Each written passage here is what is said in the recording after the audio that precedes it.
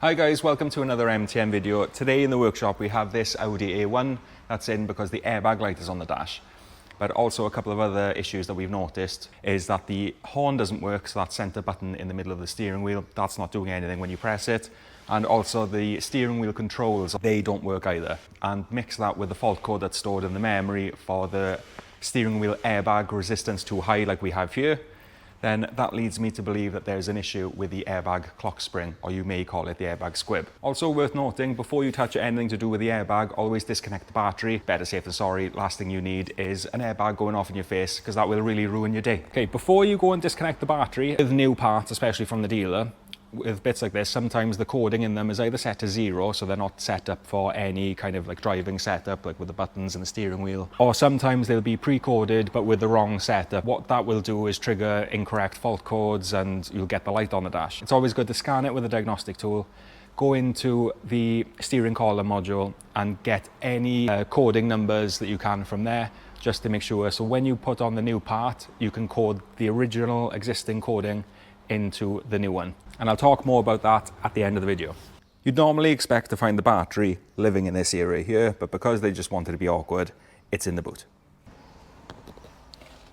There it is. So in order to remove the horn switch, which is also your airbag in the center of the steering wheel, you're gonna have to turn it 90 degrees, get a little mirror, look around the back, you should be able to see the clips. So with this at 90 degrees, looking at a mirror, you can see the clip just back here. So what you need to do is get a small flathead screwdriver, place it in against the clip and pull it downwards so the handle goes up. Just lever it down past the clip and it should pop out. So back the other way. I'm not sure if you can see that. There we go. So straighten this back up.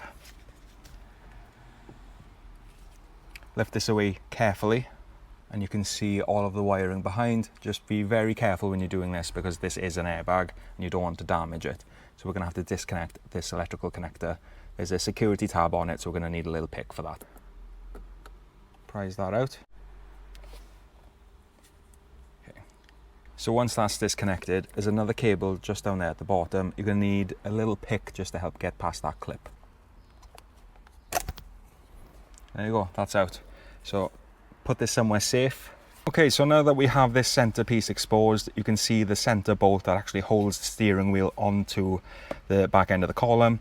So we have to remove this bolt in order to remove the steering wheel. This is an M12, so using an impact gun, we can get this removed.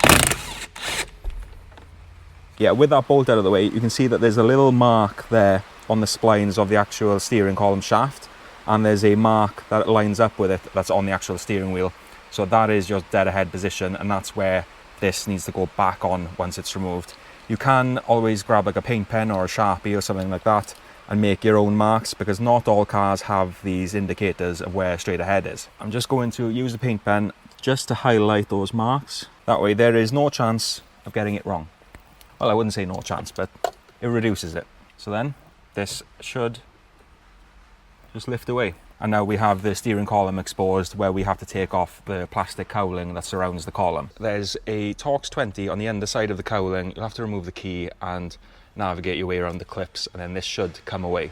Okay, so we need to remove this Torx 20. Remove the key, because with the key removed, that's going to lock the steering column in that position anyway. And now using a little pick, we need to work our way around the clips. Top should pop up. And now there's another 2 screws here. And then this should slide down. Just be careful of any wires that's on the underside of the cowling so you don't grab anything. So now that we have the clock spring exposed, in here there's a little ribbon wire which rotates with the steering wheel, and more often than not in there is where the failure is. So there's a few multi-plugs here which we're going to take off. All of these should be unique so they can't go back on in the wrong place. So you're going to need a little pick to help with those little clips. Again, they're very fragile, so just be careful. And let's get this off. Some of them do have little security tabs that we have to pull down in order to release the clips. So don't just try and break the clip, because you do need to reuse it because they're part of the actual multi-plug, not part of this which is being replaced. And then there's 3 Torx 20s, 2 in the top and 1 in the center at the bottom. Better. I told a fib, they were Torx 15s holding this on. There's also one more multi-plug that I found. I didn't notice it earlier. There's one right at the top in the corner. So just to be clear, you got one plug there, one there, one there, one there, there, and a little sneaky one up here. And this comes away. So we've had our new part. You'll notice that there's this large red lock that's in it to stop this rotating when it's in transit. So the reason for that is this is now in the straight ahead position, meaning that the cable that's wound inside of here in the clock spring, that is now able to rotate all the way left and all the way right. If that is missing, do not fit it because it's likely not in the correct position. And then you'll go all the way left or all the way right, and it'll stretch the cable too far and it'll snap and you'll be right back in the same boat. So now that we've got this, we can fit it back to the car. For those of you interested in the part number, I couldn't really get it to focus on the numbers, so I'll put that on screen for you now. So be careful not to jam any of those multi-plugs. Place this back in to where it needs to live. Make sure it's seated nicely, and then we can put in the screws. Once you're happy that they are nice and secure, you can start putting back in the multi-plugs. Remember, listen for the little click to make sure that they're in all the way. Remember to push in the security tabs. And just a quick double check that they're all in. Happy days. Pull the grenade pin. Remember, you want this as vertical as possible, and you do not want to turn this without having everything back in place. We can start to refit the cowling. Put the securing screws back into the cowling. Remember, there's two up top before the top cover goes on and one underneath. Now, fitting the top can be a little bit fiddly because the fabric of the flexible part of it can fall in the way of the clips. And line this back up with those notches that's on the steering column. So you can see here where I've highlighted the notches with a paint pen. So those splines are in the correct position, ready for that new centre bolt. So if you get a new centre bolt, it'll come with Loctite already on the thread. So put that in there.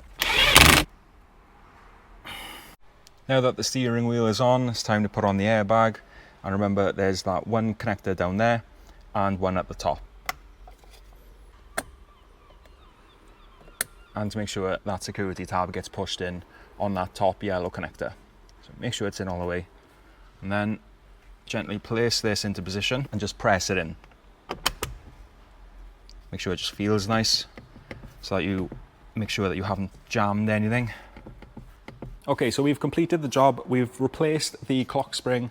The airbag light has gone out, but we do have an EPC light on. The software or the coding, the long coding, if you're looking at it on a diagnostic tool, is incorrect. So it doesn't match the original on this, so it always makes sense to scan it beforehand, make note of any codes or the long code so that you can carry that over. So when you've entered the correct coding number, the module on the steering column will then be set up for all of the bits that are already on the car. So it's always good to make sure that you're aware of that beforehand, otherwise you'll replace it and you'll still have issues. But now that we've made sure that the new part has been fitted correctly, the coding is correct and set up correctly for the car, all of the lights are off.